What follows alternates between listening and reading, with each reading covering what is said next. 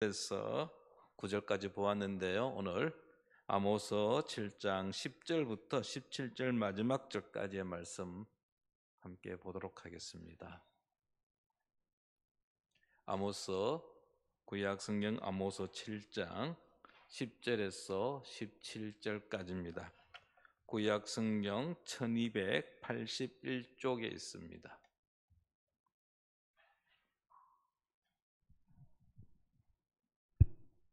예, 한 절씩 교독하겠습니다. 10절입니다. 때에 베델의 제사장 아마샤가 이스라엘의 왕 여로보암에게 보내어 이르되 이스라엘 족속 중에 아모스가 왕을 모반하나니 그 모든 말을 이 땅이 견딜 수 없나이다. 아모스가 말하기를 여로보암은 칼에 죽겠고 이스라엘은 반드시 사로잡혀 그 땅에서 떠나겠다 하나이다. 아마샤가 또 아모스에게 이르되 선견자야 너는 유다 땅으로 도망하여 가서 거기에서나 떡을 먹으며 거기에서나 예언하고 다시는 베델에서 예언하지 말라. 이는 왕의 성소요 나라의 궁결임이니이다. 아모스가 아마샤에게 대답하여 이르되 나는 선지자가 아니며 선지자의 아들도 아니라 나는 목자여 뽕나무를 재배하는 자로서 양떼를 따를 때 여호와께서 나를 데려다가 여호와께서 내게 이르시기를 가서 내 백성 이스라엘에게 예언하라 하셨나니 이제 너는 여호와의 말씀을 들을지니라 내가 이르기를 이스라엘에 대하여 예언하지 말며 이삭의 집을 향하여 경고하지 말라 하므로 여호와께서 그래서 이와 같이 말씀하시기를 내 아내는 성읍 가운데서 창녀가 될 것이요 내 자녀들은 칼에 엎드러지며 내 땅은 청량하여 나누어질 것이며 너는 더러운 땅에서 죽을 것이요 이스라엘은 반드시 사로잡혀 그의 땅에서 떠나리라 하셨느니라. 아멘. 7장은 환상의 시작입니다. 우리 지난 수요일에 살펴보았듯이 하나님께서 아모스에게 5가지의 환상을 보여주셨습니다. 7장 1절부터 시작해서 9장 10절까지 이어지는데요. 이 환상을 통해서 하나님은 이스라엘의 잘못을 분명히 지적하고 있고 그리고 그 결과가 무엇인지 또 어떤 징조가 나타날 것인지 그리고 그때 이스라엘 백성들이 얼마나 힘들고 어려운 가운데 있을 것인지를 알게 하셨습니다. 우리가 7장 1절에서부터 9절까지 지난 수요일 보았던 환상에 보면은 첫 번째 환상이 메뚜기 떼였죠. 메뚜기 떼가 임하였고 두 번째 환상은 가뭄으로 봅니다. 가뭄이 임했을 때 기근으로 인해 가지고 참 힘들고 어려운 삶이 될 것이다. 그리고 세 번째가 이제 다림쥐를 잡고 있는 하나님의 모습에 대한 환상을 보았습니다. 자, 세 번째 환상이 나왔으면 그 다음에 나오는 이야기는 네 번째 환상이 나와야 하는데 지금 생뚱맞게 그 환상은 8장 1절에 등장합니다. 네 번째 환상은. 그리고 지금 7장 10절에서부터 19절, 17절까지는 다른 이야기입니다. 베델의 선지자 제사장이었던 이 아마샤와 사람과 그리고 하나님의 선지자 아모스의 대화입니다. 왜 이 이야기가 가운데 끼어들었을까요? 전체적인 문맥적인 흐름을 보면은 이 이야기는 이 에피소드는 아마 세 번째 환상하고 연결되어지지 않겠는가? 왜냐하면 11절에서 아마샤가 아모스가 한 말을 인용합니다. 9절에 있던 말씀을 인용한 것으로 볼 때에 이것은 좀 세 번째 환상하고 연결된 제 내용으로 우리가 파악해도 되겠습니다. 저는 오늘 이게 아모스와 아마사의 대화 또는 우리 성경에서는 대결, 두 사람의 대결이라는 표현을 쓰고 있는데 이 두 사람의 대결을 통하여서 하나님으로부터 사명을 받은 자, 우리가 지난 수요일, 화요일이었죠. 우리 부흥의 셋째 날 집회에서 우리 강사 목사님께서 우리 상급의 비밀에 관해서 이야기했잖아요. 그때 이제 열문화 비유를 가지고 쭉 우리에게 설명을 해주셨는데 그때 문화가 무엇이냐? 혹시 기억나십니까? 지금은 기억하고 있겠지요. 다음 주에는 모르겠지만 하나님께서 우리에게 주신 것, 사명, 미션 뭐 이렇게 우리가 표현할 수도 있지 않습니까?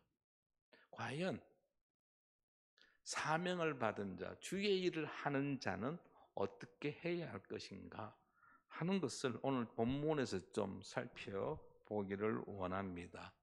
아마사와 아모스, 한 사람, 아모스는 하나님의 선지자이고 아마사는 베델의 제사장입니다.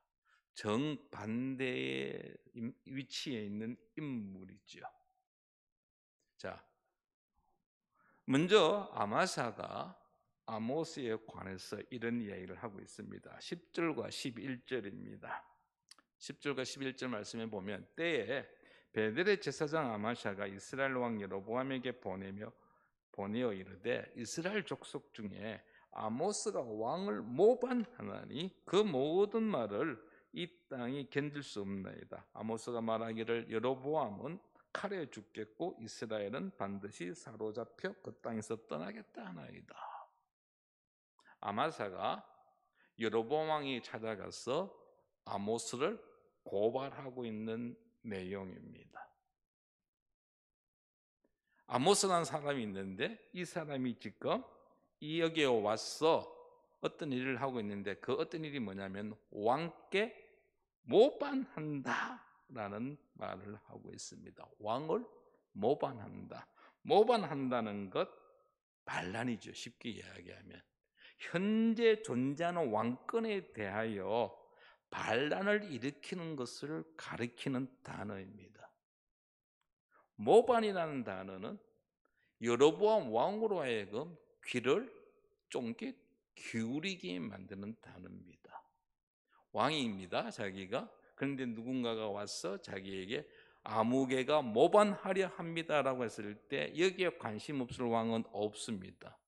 자신의 지위에 도전하는 단어이기 때문에 여로보암은 아마사의 말에 귀를 기울이고 있습니다. 왕에게 있어서 모반은 아주 중요한 일이었습니다. 그래서 어떤 내용인가 보았더니 지금 아마사가 제보와 모반의 내용을 보면 북이스라엘이 멸망한다는 것인데 하나가 무엇이냐면 왕인 여로보암이 칼에 죽는다라는 것이죠.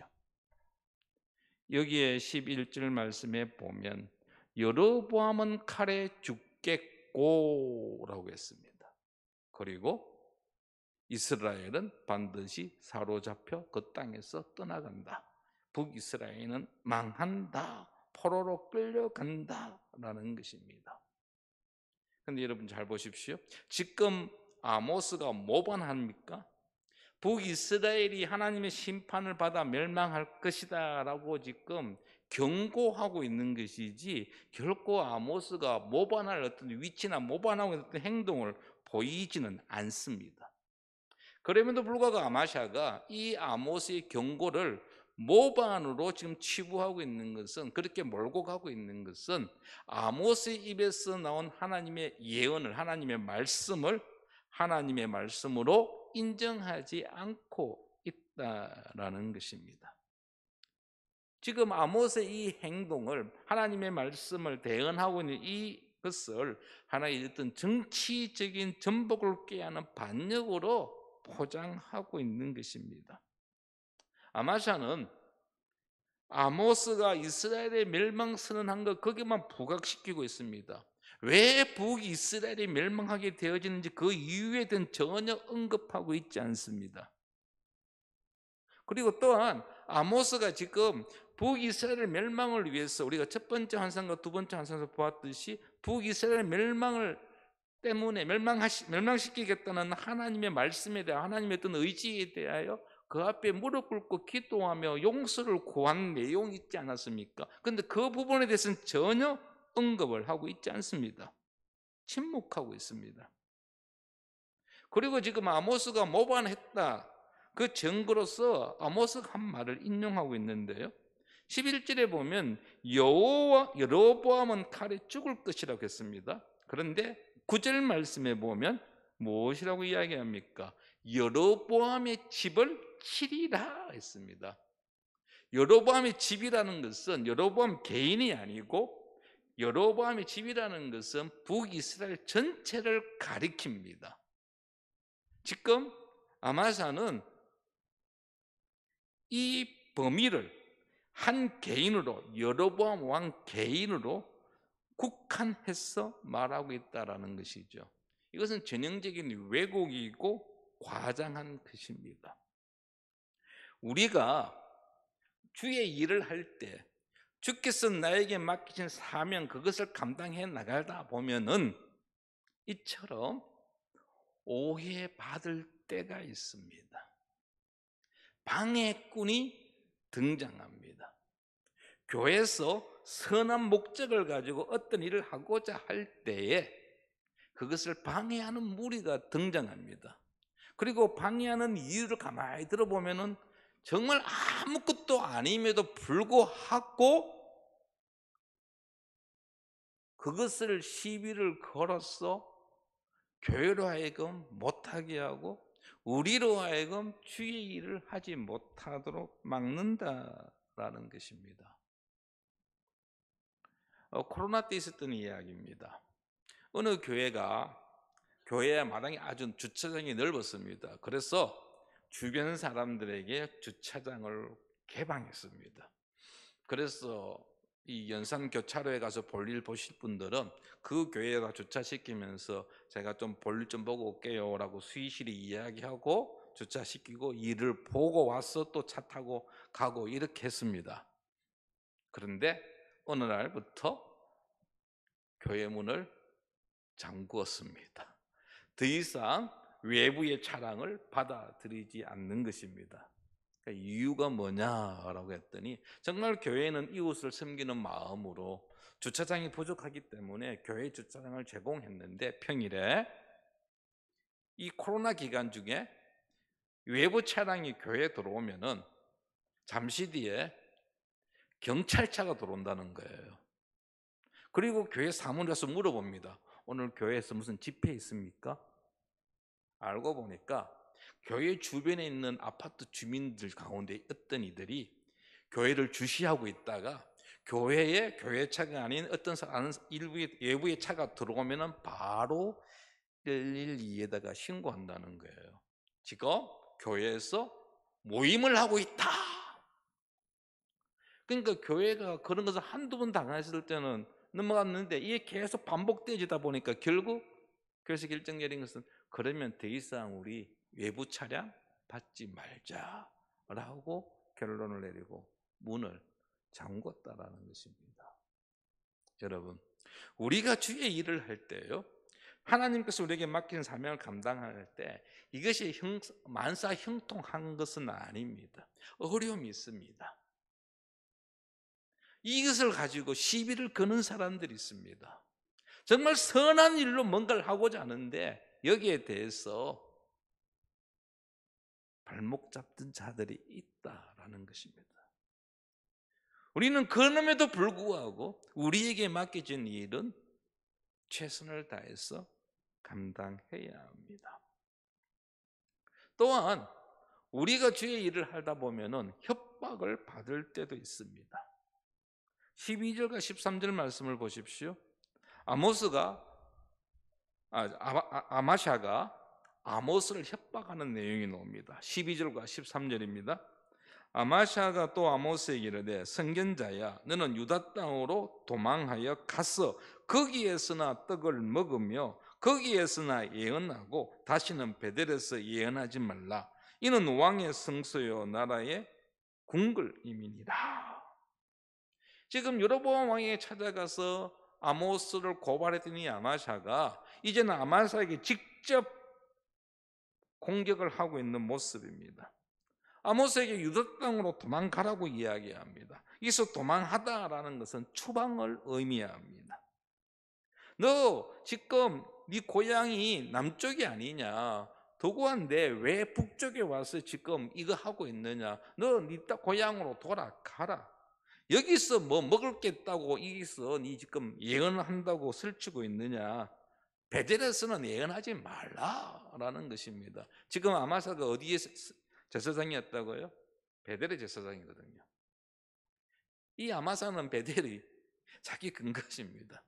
여기서 제사장 역할을 하면서 먹고 살아갑니다. 그런데 엉뚱하게 저 남쪽 유다의 한 사람이 올라와 가지고 하나님의 말씀을 전하고 있으니 그게 탐탁지 않았던 것이죠. 그래서 반 협박, 반 공갈하고 있는 것입니다. 성도 여러분, 우리가 주의 일을 하다 보면은 이렇게 세상으로부터 협박을 받기도 하고 회유를 당하기도 합니다.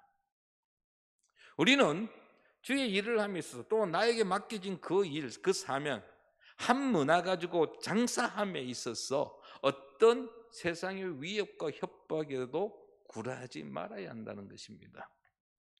성경에 보면 대표적인 케이스가 하나 있습니다. 바로 다니엘의 세 친구 이야기입니다. 느부갓네살 왕이 두라 평지에다가 금으로 신상을 만들어 놓고 모든 신하에게 그 금신상에 절하라고 명령하였습니다. 그때 다니엘 세 친구 절하지 않았습니다. 그러자 이 사실을 안 느부갓네살 왕이 그들을 불러서 이렇게 이야기했죠. 다니엘서 3장 15절입니다. 이제라도 너희가 준비하였다가 나팔과 피리와 수금과 사면금과 양금과 생황과 및 모든 악기 소리를 들을 때 내가 만든 신상 앞에 엎드려 절하면 좋거니와 너희가 만일 절하지 아니하면 즉시 너희를 맹렬히 타는 풀무불 가운데 던져 넣을 것이니 능히 너희를 내 손에서 건져낼 신이 누구이겠느냐 하니. 지금 느부갓네살 왕이 다니엘 세 친구에게 풀무불을 가지고 위협하고 있습니다. 세상은 이처럼 우리를 위협합니다. 우리의 생명줄을 쥐고 위협하기도 합니다. 하지만 다니엘 세 친구는 굴하지 아니하였지요. 이렇게 대답합니다. 다니엘서 3장 16절에서 18절까지의 말씀입니다. 사드락과 메삭과 아벳느고가 왕에게 대답하여 이르되 느부갓네살이여 우리가 이 일에 대하여 왕에게 대답할 필요가 없나이다. 왕이여 우리가 섬기는 하나님이 계시다면 우리를 맹렬히 타는 풀무불 가운데서 능히 건져내시겠고 왕의 손에서도 건져내시리이다. 그렇게 하지 아니하실지라도 왕이여 우리가 왕의 신들을 섬기지도 아니하고 왕이 세우신 금신상에게 절하지도 아니할 줄을 아옵소서. 아멘. 그렇습니다. 우리에게는 담대함이 있어야 합니다. 주께서 우리에게 맡기신 일, 주께서 우리를 부르셔서 맡기신 그 일을 감당해 나갈 때 그 앞을 막고 위협하고 협박하는 자가 있다 할지라도 우리는 흔들려서는 되지 않는다라는 것입니다. 하나님께서 나를 부르셨고 나에게 그 일을 맡기셨고 우리가 그 일을 하기를 원하신다라고 한다면 우리는 기쁨으로 감사함으로 담대함으로 이 일들을 감당해야 하는 것입니다. 끝까지 하나님을 신뢰하고 어떤 협박에도 흔들리지 않는 우리가 되어야 할 것입니다. 여러분 상급을 그냥 받아지는 게 아닙니다. 문화에 비해서 우리 구체적으로 우리 나오지는 그 내용은 안 나왔지만 한 문화 받은 사람이 10문화를 남기고 5문화를 남기기 위해서는 그냥 이루어진 것이 결코 아닙니다. 여기 우리 장사하시는 분들 계시는데 어떻습니까? 그냥 장사가 됩니까? 아닙니다. 남들보다 일찍 일어나야 되고 남들보다 늦게까지 수고해야 되고 남들이 사용하지 않는 좋은 아이디를 찾아서 해야지만이 여러분 이윤을 남길 수 있습니다. 우리가 신앙생활을 함에 있어서 하나님께서 우리에게 주신 그 사명을 온전히 감당해 나갈 때에 그 길은 결코 평탄하지가 않습니다. 세상이 방해를 합니다. 우리는 그 방해도 이겨내야 할 것입니다. 어떤 상황 속에서도 어떤 환경에 처했다 할지라도 우리는 분명한 믿음을 가지고 나아가야 한다는 것이죠. 우리는 오직 하나님만을 바라보아야 합니다. 아마샤가 이 아모스를 협박할 때 아모스가 어떻게 반응을 했는지 한번 보겠습니다. 14절 말씀을 한번 보십시오. 우리 14절 말씀 같이 한번 읽어보겠습니다. 아모스가 모세가 아마사에게 대답하여 이르되 나는 선지자가 아니며 선지자의 아들도 아니라 나는 목자요 뽕나무를 재배하는 자로서. 아모스는 지금 아마샤에게 이렇게 이야기합니다. 나는 선지자가 아니다. 선지자의 아들도 아니다. 무슨 말입니까? 나는 평범한 사람이다. 내가 지금 하나님 말씀을 전하고 있지만 나는 어떤 선지자 훈련을 받은 것도 아니고 선지자 출신이 아니다라는 것이죠. 그 사실에 대하여 아모스는 지금 인정하고 있습니다. 뿐만 아니라 그는 전혀 주눅들지 않습니다. 왜냐하면 선지자라는 그 지위가 중요한 것이 아니기 때문입니다. 그러면서 15절에 이렇게 이야기합니다. 양떼를 따를 때 여호와께서 나를 데려다가 여호와께서 내게 이르시기를 가서 내 백성 이스라엘에게 예언하라 하셨나니. 아모스는 자신이 왜 북이스라엘에 와서 이렇게 하나님 말씀을 대언하는지에 관한 이유를 밝히고 있습니다. 여호와께서 나를 데려다가 여호와께서 내게 이르시기를 가서 예언하라. 다시 말하면 아모스는 자기의 의지에 의해서 북이스라엘에 온 것이 아니라 하나님께서 자기를 부르셨고 그리고 하나님께서 가서 전하라고 했기 때문에 나는 지금 예언하고 있다라는 것입니다.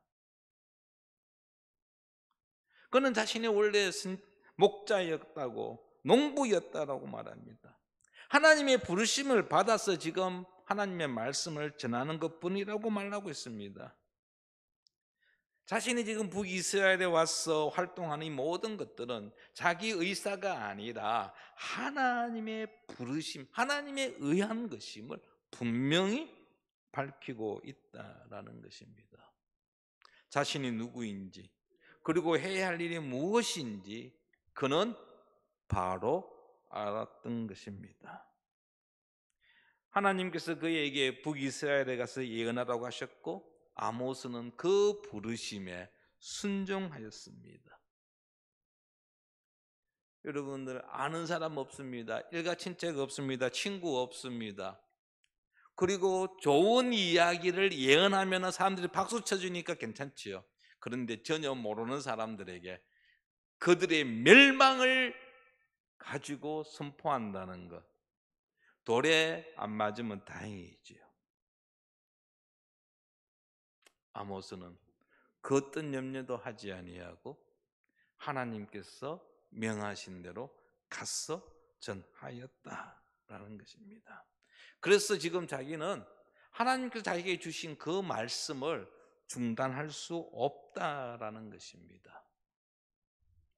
예언할 말들 바꾸실 분도 하나님뿐이심을 알고 있었기 때문에 이 예언을 중단하실 분도 하나님 한 분뿐임을 알고 있었기 때문에 아모스는 아마샤의 공격에 대하여 아마샤의 위협에 대하여 전혀 개의치 않았던 것입니다.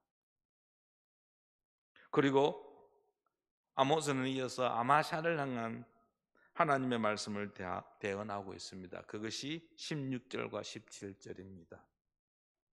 이제 너는 여호와의 말씀을 들을지니라.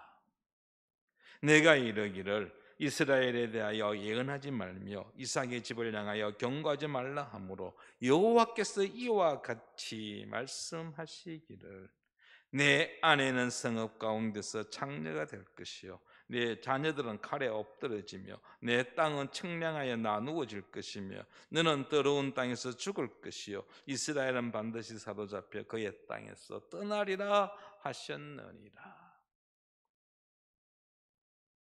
지금 아마사를 향한 경고의 말씀을 주고 있습니다. 아마사의 비참한 최후를 말하고 있습니다. 아모스는 하나님의 말씀을 가지고 아마사를 질타하고 있습니다.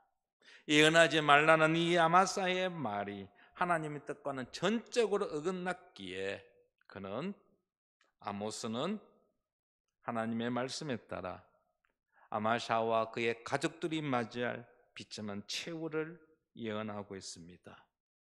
아마사의 아내는 창녀가 될 것이고 그의 자녀들은 칼에 죽을 것이고 그가 가진 재산들은 다른 사람들 손에 넘어갈 것이며, 그리고 아마사는 아수리에 끌려가 죽게 될 것임을 선언하고 있습니다.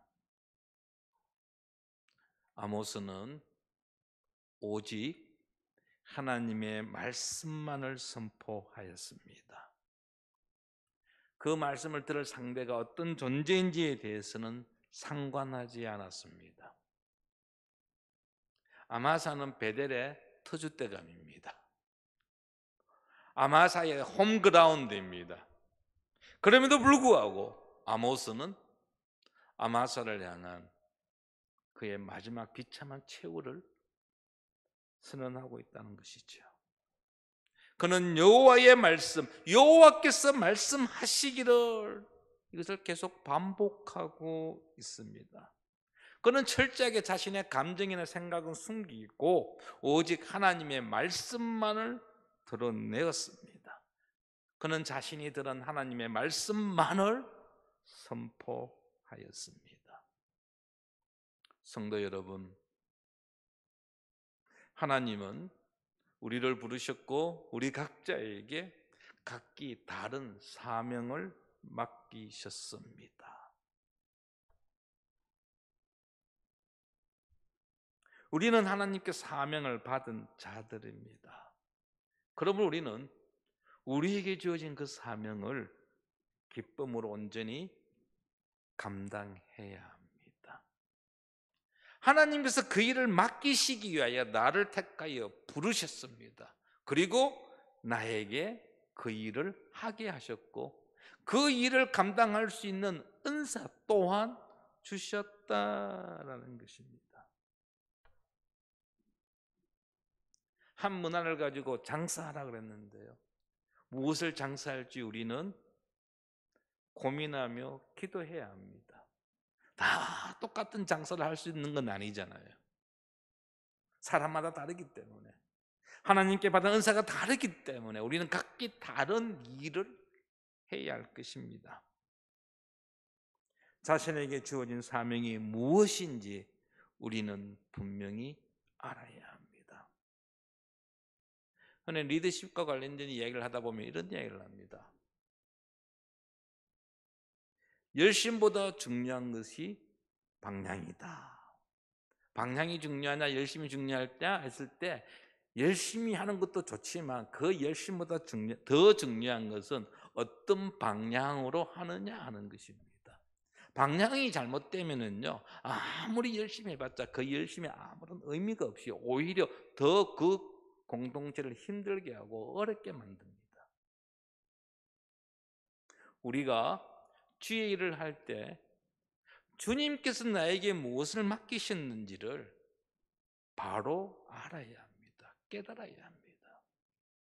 그리고 우리는 그 방향으로 나아가야 합니다. 하나님의 말씀에 근거하여서 우리가 나아가야 할 길을 바로 알아야 합니다. 그 다음에 주님이 주시는 그 은사를 가지고 그 사명을 감당할 수 있어야 합니다. 우리에게 사명을 주신 하나님은 또한 그 사명을 감당할 수 있는 은사를 주시기 때문입니다. 하나님께서 주신 한 문화를 가지고 장사해야 한다는 이야기입니다.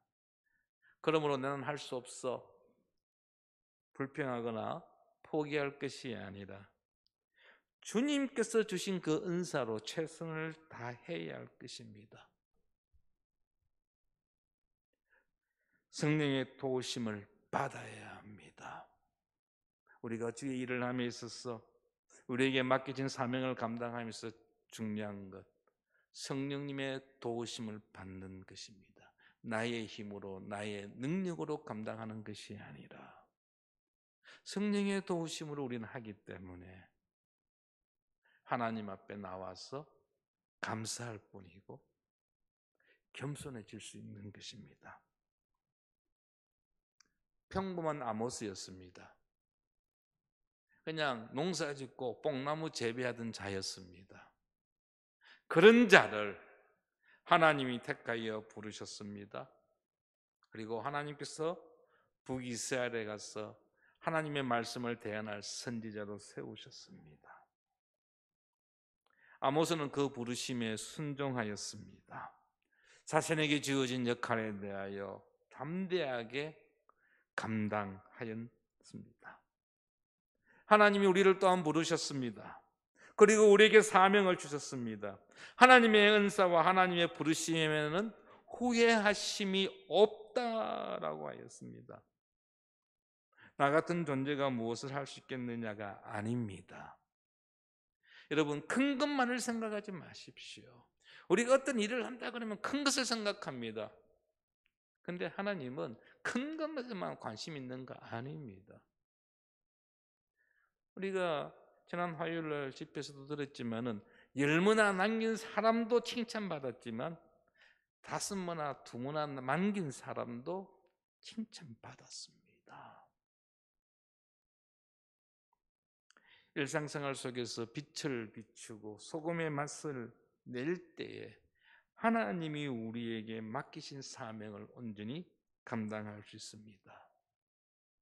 나에게 주어진 일이 아주 사소한 일이라 할지라도 우리가 해야 할 일을 감당함으로 인하여 참된 그리스도인의 모습을, 하나님 나라의 비밀을 알아가는 정말 상급의 비밀을 누리는 우리 모든 성도들 되기를 축원합니다. 이 시간 함께 우리 찬양하겠습니다. 우리 하나님의 부르심이 난 찬양을 함께 부르며 함께 기도의 제목으로 삼기를 원합니다. 하나님의 부르심에는 후회하심이 없네. 내가 이 자리에서 선 것도 주의 부르심이라. 하나님의 부르심에는 결코